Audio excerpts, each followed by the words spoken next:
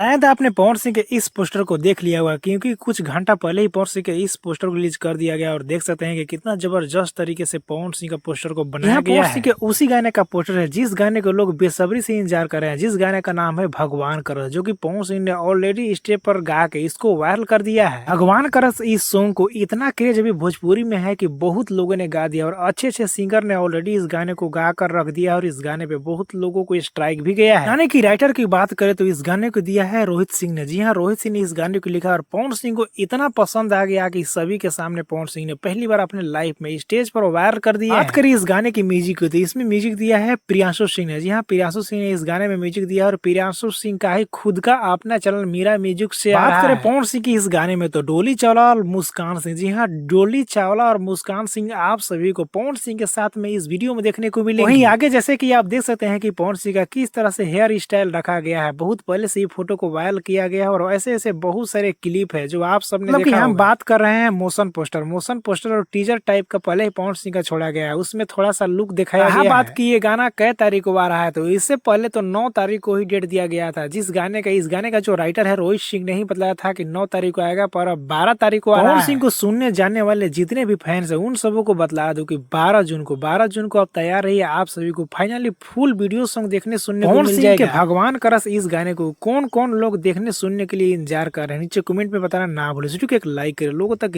ज्यादा शेयर करें ताकि नया है वीडियो को पहली बार देख रहे हैं तो हमारे चैनल को सब्सक्राइब करके अभी तुरंत जुड़ जाइए।